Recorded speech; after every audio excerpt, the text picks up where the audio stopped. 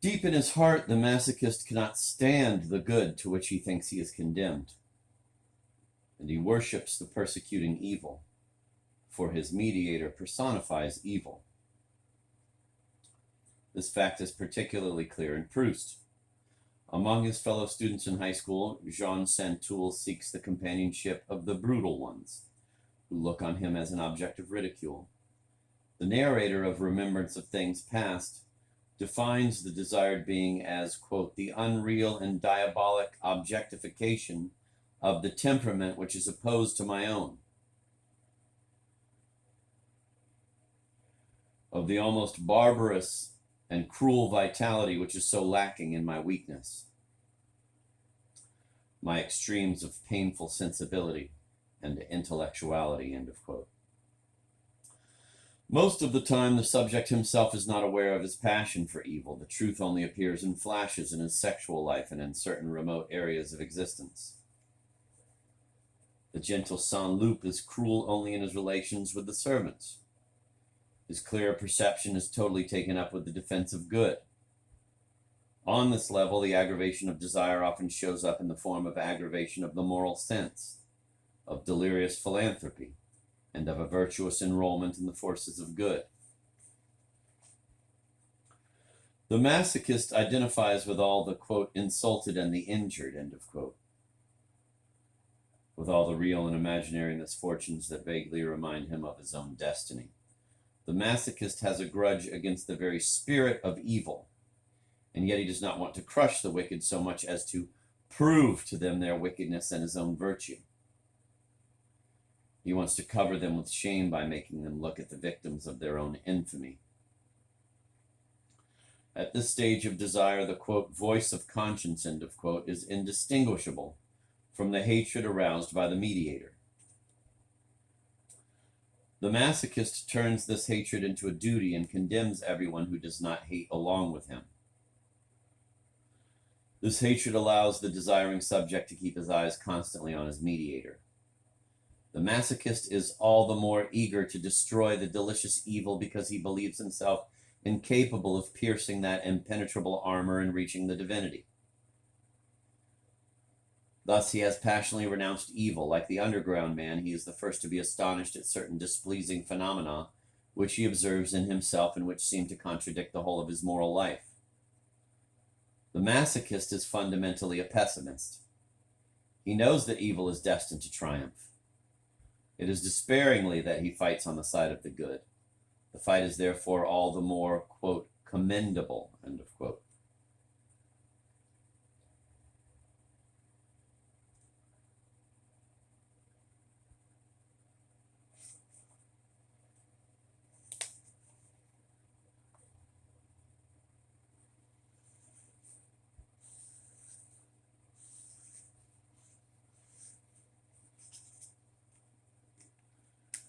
For cynical moralists, and in a different way for Nietzsche, all altruism, every identification with weakness and impotence results from masochism.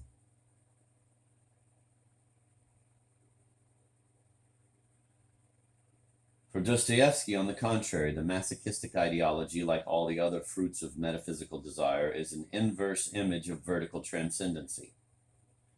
This terrible caricature testifies in favor of the original.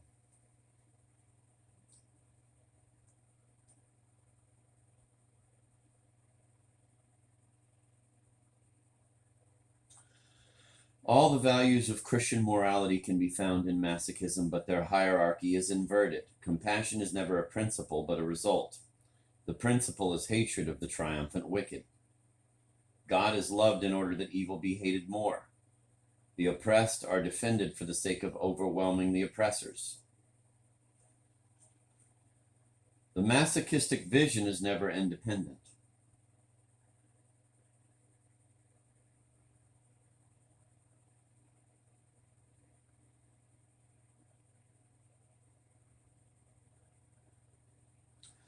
It is always in opposition to a rival masochism which is organizing the same elements into a symmetrical and inverse structure. What is defined as good on one leaf of the diptych is automatically defined as evil on the other, and vice versa. Dostoevsky suggests in The Possessed that all modern ideologies are penetrated by masochism. The unfortunate Shatov tries desperately to escape the revolutionary ideology, but generally adds up with a reactionary ideology. Evil triumphs even in the effort Shatov makes to rid himself of it. The wretched man seeks an affirmation, but attains only the negation of a negation. Like others, the Slavophile ideology is a result of the modern spirit. These new ideas are suggested to Shatov by Stavrogin. The character of Shatov destroys the hypothesis of a purely reactionary Dostoevsky.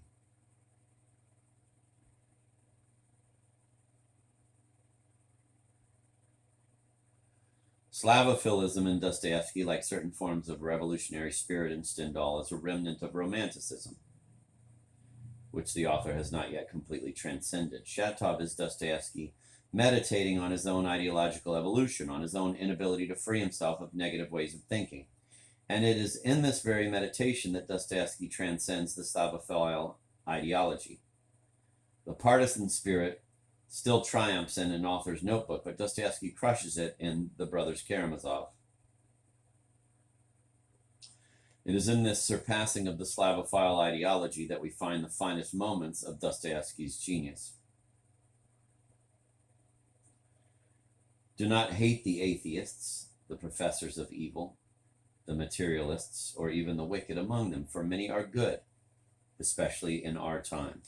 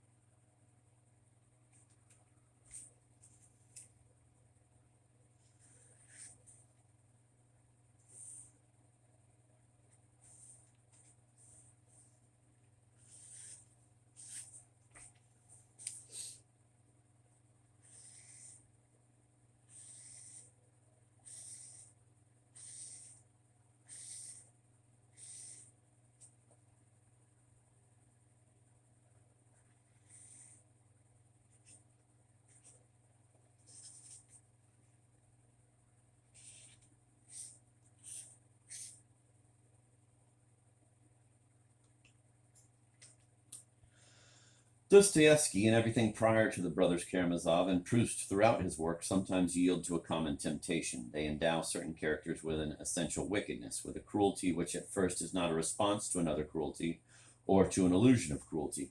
These passages reflect the sadomasochistic structure of experience. They do not reveal it. Novelistic genius is based on the ability to transcend and reveal the metaphysical desire, but some dark corners remain. Certain obsessions resist the novel's insight. This ability to go beyond is the fruit of an interior struggle, and the novels always bear the traces of this struggle. Novelistic genius is like the tide rising over uneven ground. Some little islands remain after the rest is submerged. There is always a critical zone in the extreme areas of metaphysical desire explored by the novelist. In Proust, some of the aspects of homosexual desire belong in this zone, which novelistic revelation is rather slow to penetrate, and in which it cannot always definitively assert itself.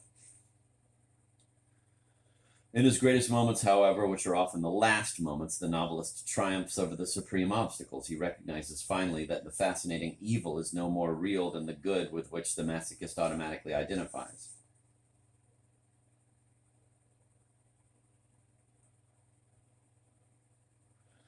Perhaps she would not have thought of wickedness as a state so rare, so abnormal, so exotic, one which it was so refreshing to visit, had she been able to distinguish in herself, as in all her fellow men and women, that indifference to the sufferings they cause, which, whatever names else be given it, is the one true, terrible, and lasting form of cruelty.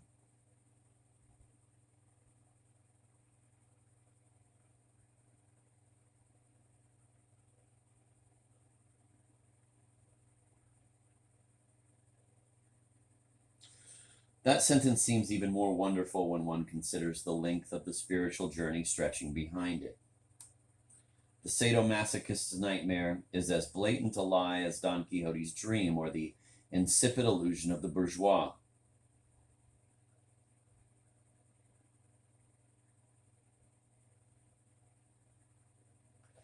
Basically, it is the same lie. The adorable persecutor is neither good God nor demon. He is merely a person like ourselves, the more eager to hide his own suffering and humiliation because they are more intense. Albertine turns out to be insignificant. Zverkov is nothing but a boring idiot. The sadomasochist's mistake would make us laugh as much as Don Quixote's were the results of mediation not so terrible.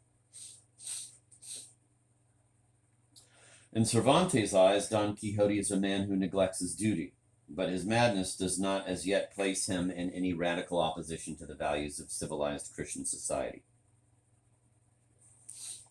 The illusion is very spectacular, but its effects are harmless.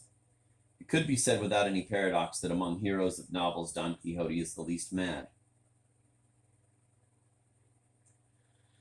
But the lie becomes more blatant and the consequences more serious as the mediator approaches. If we still doubt that this is true, it is because we are prejudiced in favor of the dull, the mediocre, or even the sordid and terrible, at least in the sense that we make these very characteristics our criteria of truth. An irrational but significant preference, itself the result of an increasingly intense mediation, leads us to consider the underground more real, more true than the beautiful and the sublime of early Romanticism. De Rougemont denounced this astonishing prejudice in love in the Western world. Quote, "That which is most base seems to us most true. It is the superstition of our time," end of quote.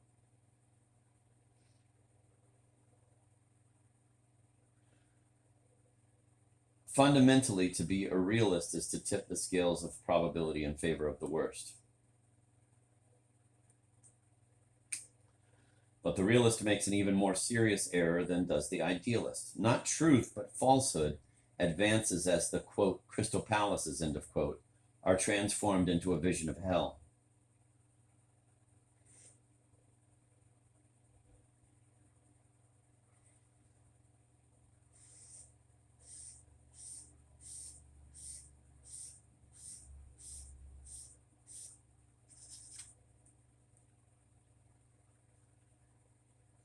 The genius of the novel rises above the oppositions that stem from metaphysical desire. It tries to show us their illusory character. It transcends the rival caricatures of good and evil presented by the factions.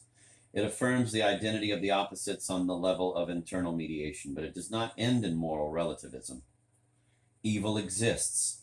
The tortures inflicted by the underground man on the young prostitute are not imaginary. The suffering of Ventoul is only too real. Evil exists, and it is metaphysical desire itself, deviated transcendency, which weaves man's thread in the wrong direction, thus separating what it claims to unite and uniting what it claims to separate. Evil is that negative pact of hatred to which so many men strictly adhere for their mutual destruction.